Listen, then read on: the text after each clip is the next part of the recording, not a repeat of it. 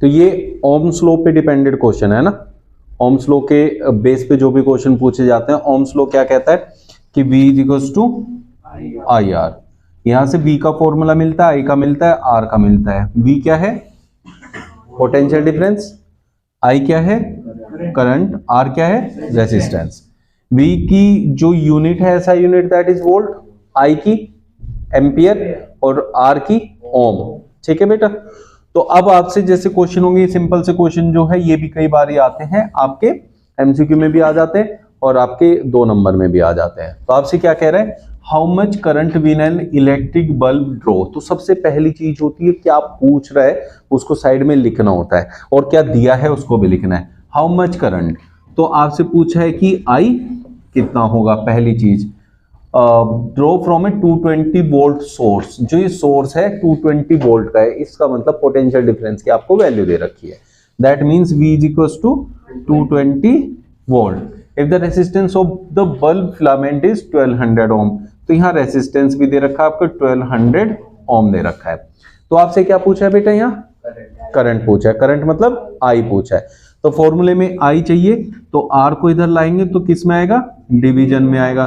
तो I equals to V by R बन जाएगा। तो V कितना है हमारा 220 अपॉन R कितना है हमारा 1200। अब क्या है कि वोल्टेज की यहाँ पे यूनिट लिखनी है, R की यूनिट लिखनी है, वो मत लिखना। आपने क्या फाइंड कर रहे हो, I, बस डायरेक्ट यहाँ I की भी यूनिट लिख देना, दैट इज एम्पियर। समझ में आ गया बेटा। वैसे AMP नहीं लिखते, खाली A लिखते हैं, ये समझाने के लिए लिखा है बस। तो यहाँ 0 से 0 कैंसिल हो गया, 2 से करूँ तो 11, 2 6 12 60, तो 11/60। तो करंट बहुत छोटा आ रहा है, तो 11 को 60 से डिवाइड करोगे तो कितना आएगा बताना जरा, 0.60 बन जा 60, 6 8 जा 48, 480। तो बस 2 डिजिट्स में निकालना है, तो 0.18 एम्पियर ऐसे करके छोड़ देना है। तो ऐसा सिंपल से क्वेश्चन आएंगे, 2 मार्क्स में आएंगे, 2 पार्ट्स दिए होंगे या फिर ये भी 2 नंबर में दे रखा होगा। How much current will an electric heater coil draw. तो यहां भी क्या पूछा है आप लोगों से, करंट पूछा है।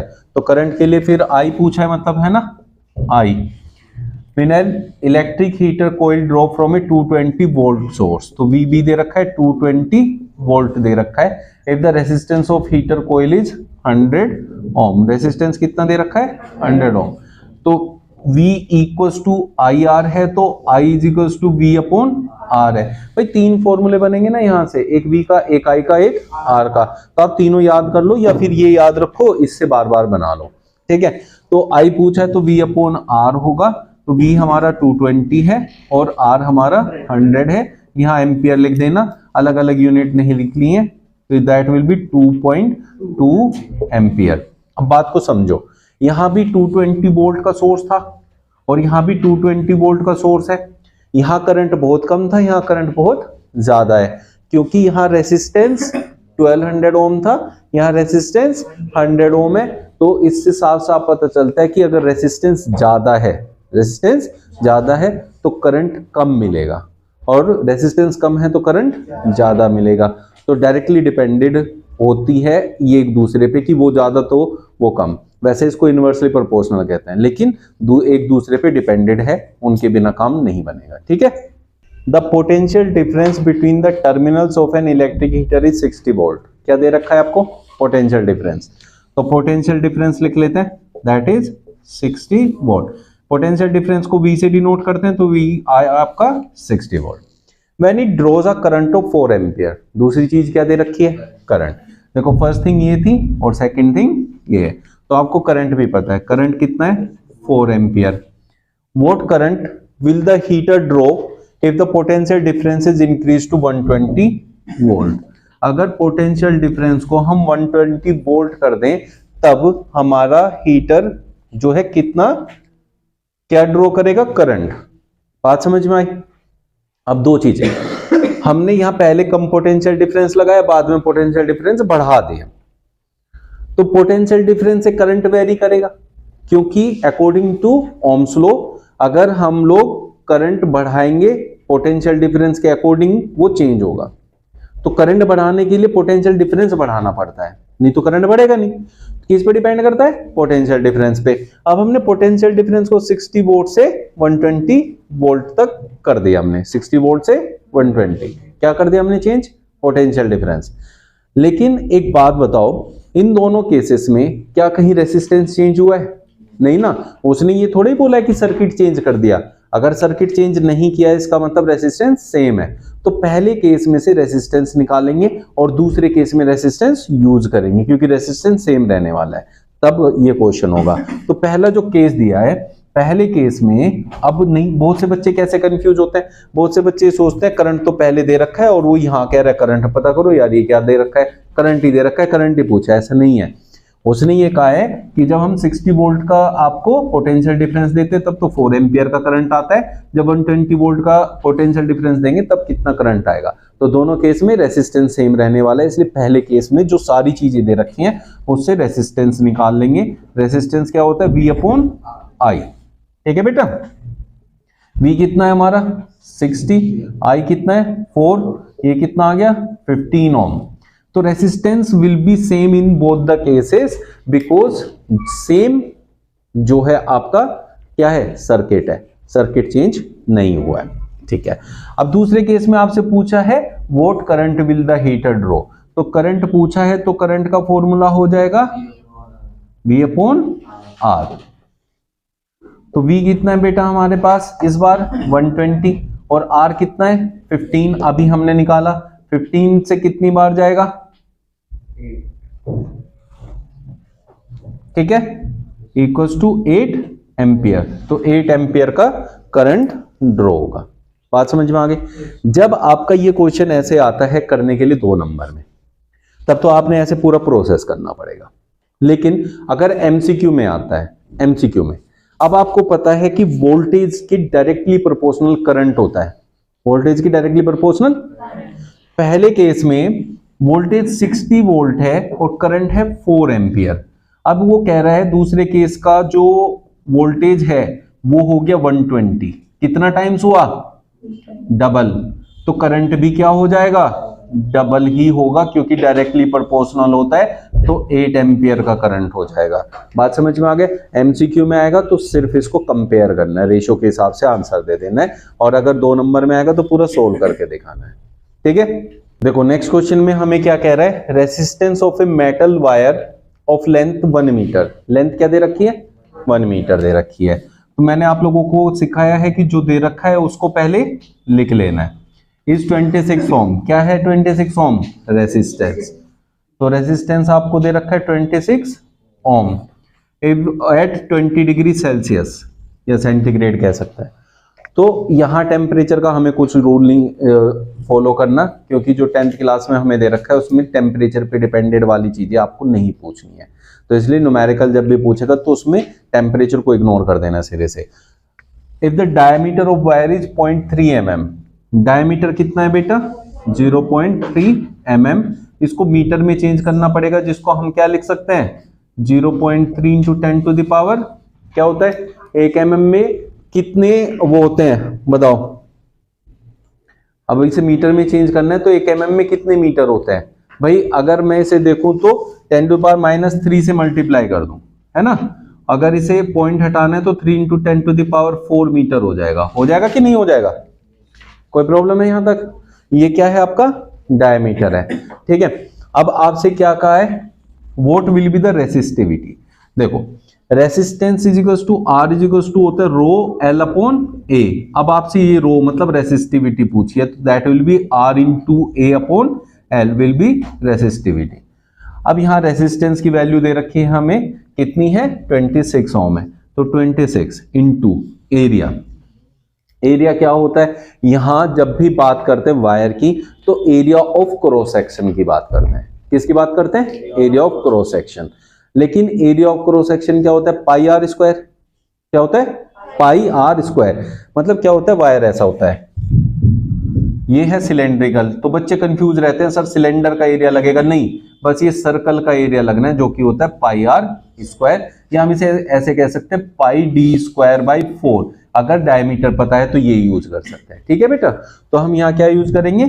पाई इंटू डी का स्क्वायर। डी कितना है? 3 इंटू 10⁻⁻⁴ का स्क्वायर अपॉन 4 और इंटू लेंथ, क्योंकि यहां लेंथ अपॉन में ये फॉर्मूले से आई, तो L है हमारी 1, तो इसे 1 लिखेंगे। That will B 26 into 22/7 upon में 4 इंटू 1 इंटू 3 इंटू 3, क्योंकि स्क्वायर है 2 बार करेंगे, इंटू 10⁻⁸। बात समझ में आ गई? यहां तक कोई दिक्कत है? ठीक है, इसको सोल्व करो। सोल्व करके जो आंसर आ रहा है दैट इज 1.84 इंटू 10⁻⁶ ये है आपका। और अब बात को समझो कि आप क्या फाइंड कर रहे हैं, रेसिस्टिविटी। तो रेसिस्टिविटी की यूनिट होती है ओम मीटर, तो उसे यहां लिखेंगे ओम मीटर। अब ये कहां से आती है, याद रखना हर चीज का सॉल्यूशन नहीं होता है। अब आपको पता है कि रेसिस्टेंस ओम में नापा जाता है, एरिया मीटर स्क्वायर में, अपॉन में लेंथ मीटर में, तो इसलिए काटा तो ओम मीटर बन जाता है। बात समझ में आ गई कैसे करना सॉल्यूशन?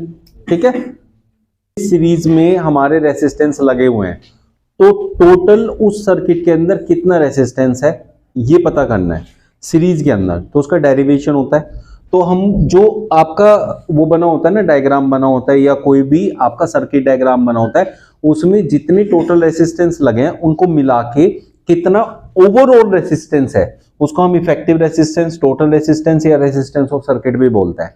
तो आपके सारे के सारे रेसिस्टेंस किस में लगे हैं, सीरीज में, तो उनका टोटल रेसिस्टेंस कितना बनेगा उस सर्किट का, वो करने के लिए हमें जो है यहाँ पढ़ना पड़ेगा उसका एक डेरिवेशन। और ये डेरिवेशन करने के लिए आएगा तो आप लोग एग्जाम में कैसे करेंगे। मान लिया हमारे पास 3 रेसिस्टेंस हैं, एक ये रहा, दूसरा ये रहा एंड तीसरा ये रहा। ये हमारे पास एक डायग्राम हो गया जिसमें ये एक बैटरी है, ठीक है, ये एक की है जो कि बंद है, यहां से ये अटैच्ड है, ये रेसिस्टेंस 1 है, रेसिस्टेंस 2 है, रेसिस्टेंस 3 है, और ये वोल्टेज है V। ठीक है बेटा, अब आपको एक बहुत आसान सी चीज समझाता हूं। जब करंट पास होता है किसी सर्किट से तो वो पॉजिटिव से नेगेटिव टर्मिनल की तरफ जाता है। तो करंट कहां से जाना शुरू हुआ, पॉजिटिव से, पॉजिटिव से चला और नेगेटिव की तरफ ऐसे होता हुआ यहां से आ गया। अब आप ये देखो जहां जहां से करंट जा रहा है क्या वो एक ही रास्ते से आ रहा है या एक से ज्यादा रास्ते बन रहे हैं। तो करंट जब यहां से चलता है इस रास्ते से जाता है, इससे होते हुए ऐसे करके आ गया, एक ही रास्ते से आ गया, कहीं भी करंट डिस्ट्रीब्यूट नहीं हुआ। जब करंट डिस्ट्रीब्यूट नहीं होता किसी भी सर्किट के अंदर, वहां वोल्टेज डिस्ट्रीब्यूट होती है। क्या डिस्ट्रीब्यूट होती है, वोल्टेज। इसका मतलब हमारे पास अगर V वोल्टेज है तो यहां होगा V1, इसको इसमें से V1 मिल गया, यहां होगा V2, इसको V2 मिल गया, और यहां वोल्टेज होगा V3, इसको V3 मिल गया। तो ऐसे करके वोल्टेज डिस्ट्रीब्यूट होती है। तो बहुत सिंपल सा है, याद करने की जरूरत नहीं है, बस ये देखना करंट तो नहीं बट रहा, करंट के 2 रास्ते तो नहीं बन रहे, करंट के एक से ज्यादा रास्ते बनेंगे। करंट अगर बट गया तो वोल्टेज नहीं बटेगा, और वोल्टेज बटेगी तो करंट नहीं बटेगा। तो यहां करंट क्या है, डिस्ट्रीब्यूट नहीं हो रहा, तो इसका मतलब वोल्टेज डिस्ट्रीब्यूट हो। बात समझ में आ गई? कितनी वोल्टेज थी हमारे पास, V। तो V voltage V1 plus V2 plus V3, इन तीनों को मिलके कितनी वोल्टेज थी, V। इस V को ही हमने 3 हिस्सों में डिस्ट्रीब्यूट किया। अगर ये 3 पार्ट्स में डिस्ट्रीब्यूट हुआ है तो यार सिंपल सी बात है ना कि तीनों को मिलके वापस V बन जाएगा। तो V1 plus V2 plus V3 क्या बन जाएगा, V बन जाएगा। बात समझ में आ गई? आपने कोई भी फॉर्मूला याद नहीं रखना V इक्वल्स टू IR से अलग, बस चीजों को समझना है कि ये V है, V को हमने बांट दिया, एक चीज बटेगी, या तो करंट या तो वोल्टेज। या करंट डिस्ट्रीब्यूट होने का कोई वो नहीं बन रहा, तो इसलिए वोल्टेज डिस्ट्रीब्यूट होगी, तो हमने वोल्टेज डिस्ट्रीब्यूट कर दी। जो चीज डिस्ट्रीब्यूट होगी, सर्किट ब्रोकन होगा तो हम बात ही नहीं करेंगे, अभी कंप्लीट सर्किट की, क्लोज सर्किट की बात करेंगे, तभी हम लोग उसको डेरिवेट करेंगे। ठीक है, तो अब बात क्या है बेटा कि V डिस्ट्रीब्यूट हुआ V1 V2 V3 पे, इसलिए V is equals to V1 plus V2 plus V3 लिखेंगे। सिंपल सी बात आ गई। ठीक है, अब हमें पता है कि V इक्वल्स टू होता है IR, तो हम इस V की जगह लिखेंगे IR। अब V1 की जगह क्या लिखेंगे, V1 किसको मिला है, V1 वोल्टेज किसको मिली है, R1 को। तो इनमें फॉर्मूला बनाएंगे, फॉर्मूला क्या होगा, V equals to I R होता है। अब करंट जो यहां से इससे पैदा होगा इस वाली वोल्टेज से, लेट इट बी आई, वो आई इधर से आएगा तो सब में से आई पास होगा, यहां भी आई, यहां भी आई, यहां भी आई, क्योंकि करंट तो डिस्ट्रीब्यूट हो ही नहीं रहा। समझ गए ना बात। तो अब आई सेम है, आई सेम है, तो अब आप एक बात बताओ, ये क्या है, वोल्टेज क्या है पहले वाले के लिए, V1, और R कितना है, R1, तो V1 कितना हो जाएगा, I R1, V1 कितना हो जाएगा, I R1, प्लस फिर V2 की वैल्यू लिखेंगे, V2 कितना होगा, यहां V2 R2 और I है, तो ये कितना बनेगा, I R2, प्लस V3 कितना बनेगा, I R3, I R, जो यहां R है, ये वाला R हम पूरे ओवरऑल रेसिस्टेंस निकाल रहे हैं, इफेक्टिव रेसिस्टेंस या फिर रेसिस्टेंस ऑफ द सर्किट, लेकिन कौन से उसमें, कौन से सीक्वेंस में, सीरीज वाले में, तो इसलिए मैं इसको R सीरीज S लिख देता हूं। यहां से सब में I तो कॉमन ही है, I कॉमन ले लो, क्या बनेगा, R1 plus R2 plus R3, ऐसे चलता जाएगा, जितने रेसिस्टेंस होंगे, चाहो तो आप इसमें इनफाइनाइट रेसिस्टेंस लगा दो, डॉट डॉट करके भी शो कर सकते हैं। ये I दोनों में सेम है, कट जाएगा, तो रेसिस्टेंस में जो सीरीज में रेसिस्टेंस होता है, इफेक्टिव रेसिस्टेंस या ओवरऑल या टोटल रेसिस्टेंस, वो होता है हमेशा R1 plus R2 plus R3 plus dot dot, कितने भी रेसिस्टेंस हो सीरीज में अगर जुड़े हुए हैं तो सबको डायरेक्टली ऐड कर दो, that will be overall resistance in any circuit when resistance are connected in series.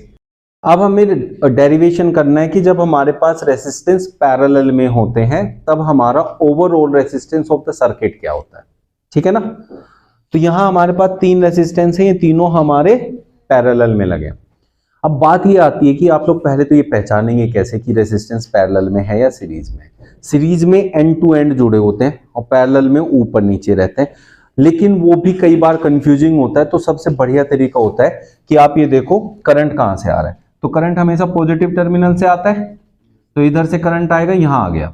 यहां आने के बाद अगर करंट के अलग अलग रास्ते होते हैं, अगर करंट डिस्ट्रीब्यूट होता है, उसके पास जाने के एक से ज्यादा रास्ते होते हैं, तो जितने रास्ते बनेंगे वो सब आपस में पैरेलल होंगे। तो यहां से करंट अगर मैं ले जाऊं तो पहला रास्ता मेरा ये बनता है कि नहीं बनता है, दूसरा वो यहां से भी जा सकता है, तीसरा वो इस रास्ते से भी जा सकता है, ये 3 रास्ते बन गए, उसके पास बन गए। तो करंट 3 पार्ट्स में डिवाइड हो जाएगा। बात समझ गए। मान लिया ये करंट हुआ पहले I1 में डिस्ट्रीब्यूट, इधर I2, इधर I3, लेकिन जो ये I1, I2, I3 ये तीनों मिलके क्या हैं, I, क्योंकि I में से निकले हैं तो सब मिलके I के बराबर होंगे, तो इसलिए हम लिखेंगे कि I will be equals to I1 plus I2 plus I3। जब भी कभी करंट डिस्ट्रीब्यूट होता है तो वोल्टेज सेम रहता है, और अगर करंट डिस्ट्रीब्यूट नहीं होता तो फिर वोल्टेज डिस्ट्रीब्यूट होता है। ये बात आपको याद रखनी है किसी भी सर्किट के अंदर। अब यहां क्या डिस्ट्रीब्यूट हो गया, करंट, तो इसका मतलब वोल्टेज डिस्ट्रीब्यूट नहीं होगा। तो जो वोल्टेज इस सर्किट की थी वो ही तीनों रेसिस्टेंस को मिलेगी, तो हम कह सकते हैं सबको V वोल्टेज मिल जाएगी। इसके लिए भी वोल्टेज कितना है, V, इसके लिए भी V, इसके लिए भी V, लेकिन इसके लिए करंट है I1, इसके लिए I2, इसके लिए I3। बात समझ में आई, ठीक है। अब जब इसका डेरिवेशन कर रहे होते तो सिंपल सी एक बात है, क्या आपने डिस्ट्रीब्यूट किया उसको लिख दिया, I equals to I1 plus I2 plus I3, पहला काम कर दिया। दूसरी चीज, जिस जिसको आपने डिस्ट्रीब्यूट किया उन सबके फॉर्मूले लिख दो। I का फॉर्मूला बनाएंगे, आपका ओम्स लॉ कहता है कि V equals to I R होता है, तो I इक्वल्स टू होगा V अपॉन R। तो यहां V सब में सेम है, इसलिए मैं V को V लिखूंगा, R को लिखूंगा R पैरेलल। RP जो डिनोट कर रहा है वो पैरेलल जो है सिंबल को रिप्रेजेंट कर रहा है, ठीक है। जो हमारा डायग्राम है वो पैरेलल कंडीशन में है, सारे के सारे रेजिस्टेंस उसको यहां डिनोट कर रहा है। तो अब यहां बात करते हैं I1 की। I1 कहां जा रहा है बेटा, इसके पास जा रहा है, ठीक है। अब यहां हमारे पास कंडीशन देखो, I1 तो करंट है, R1 रेजिस्टेंस है, V वोल्टेज है। मुझे I1 का फॉर्मूला चाहिए, I equals to V upon R होता है, तो I1 का फॉर्मूला क्या होगा, V अपॉन R1, यहां से मिला तो V upon R1, similarly V upon R2, similarly V upon R3 plus dot dot, ऐसे अगर एक 3 से ज्यादा रेजिस्टेंस आप लोगे। बात समझ में आ गई। अब देखो यहां आप एक बात समझ रहे हैं, सबको सेम वोल्टेज मिल रही है, तो इसका मतलब क्या है कि जो घरों में आपका सर्किट है उसमें आपका टीवी भी 220 वोल्टेज पे चलता है, फ्रिज भी, वॉशिंग मशीन भी, तो इसका मतलब वो सारे सॉकेट जिनमें करंट आ रहा है वो सारे के सारे आपस में पैरेलल में है, तभी उनको सेम वोल्टेज मिल रही है। बात समझ में आ गई? तो इसलिए ऐसे आप पता लगाते हैं कि कहां सीरीज वाला आपका कनेक्शन है, कहां पैरेलल वाला। अब यहां V upon R parallel equals to, यहां सब में V सेम है तो V कॉमन ले लूं तो अंदर बनेगा 1 upon R1 plus 1 upon R2 plus 1 upon R3 dot dot dot dot, ऐसे कितने भी हूं V से V कैंसिल हो जाएगा, तो 1 upon R parallel equals to 1 upon R1 plus 1 upon R2 plus 1 upon R3, जितने भी रेसिस्टेंस लोगे ऐसे ऐड ऑन होते जाएंगे। तो ये है आपका रेसिस्टेंस इन पैरेलल का डेरिवेशन। और ये फॉर्मूला यूज होता है जब ओवरऑल जो आपका सर्किट दिया है उसमें सारे रेसिस्टेंस पैरेलल में ऐड ऑन है, तो उनका टोटल या इफेक्टिव रेसिस्टेंस हमें निकालना है। अब ये सारे पैरेलल अपॉन में करके लिखे जाते हैं, तो इसलिए ये हमेशा जो गिवन वैल्यूज होगी रेसिस्टेंस की उनसे छोटा ही आएगा। तो पैरेलल में हमेशा रेसिस्टेंस कम हो जाता है और सीरीज में रेसिस्टेंस हमेशा बड़ा हो जाता है जब वो आपस में ऐड ऑन होता है। ठीक है बेटा, क्लास 10th का मोस्ट इंपॉर्टेंट क्वेश्चन है न्यूमेरिकल में से, जो इस बार 2024 में पूछा जा सकता है। ठीक है, तो इसलिए इसको बहुत ध्यान से समझना है, जो भी डाउट आएगा साथ के साथ पूछना है और इसको अभी तैयार करना है। उसने कहा a wire of given material having length L and surface area of cross section A। Length किसके लिए, लेंथ के लिए क्या दिया है L और एरिया के लिए क्या दिया है A। सिंपली बस इनको दिया है, has a resistance of 4 ohm, resistance आपको दिया हुआ है।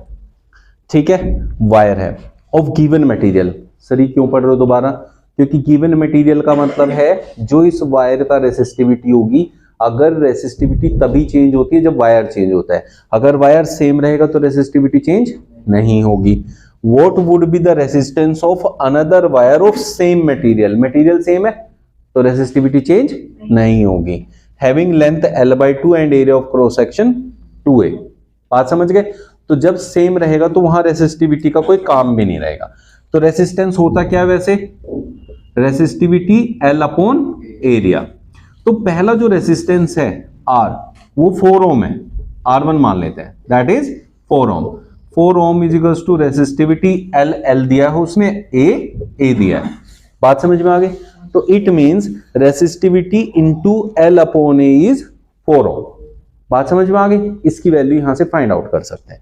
फिर उसने कहा what would be the resistance of another wire. अब आपसे दूसरा रेसिस्टेंस पूछा, जब कुछ चेंजेस आएंगे तो मतलब लेट इट बी R2 आपसे पूछा है क्या होगा। उसने कहा what would be the resistance of another wire of same material having length L/2। इस बार L कितना है, L/2 है, तो हम L2 लिखेंगे इसको, L2 है L/2 and area of cross section 2A। A2 कितना है, 2A है। अब R2 कैसे निकलेगा, R2 होता है rho L upon A, rho L upon A। R2 की वैल्यू अगर मैं निकालने लगूं तो रो L अपॉन A। अब यहां रो की वैल्यू देखो यहां से क्या है, रो L अपॉन A की वैल्यू क्या है 4 ओम। लेकिन अब यहां L2, L की जगह क्या लेना पड़ेगा L2, A की जगह क्या लेना पड़ेगा A2। तो L2 किसके इक्वल है, L/2 के। रो तो सेम ही रहेगी दोनों में, तो रो को तो एज इट इज रखो। और L2 क्या है बेटा, पहली लेंथ का हाफ है, तो इसलिए हम यहां लिखेंगे L/2। नीचे क्या है A2 क्या है 2A के इक्वल, 2 इंटू A।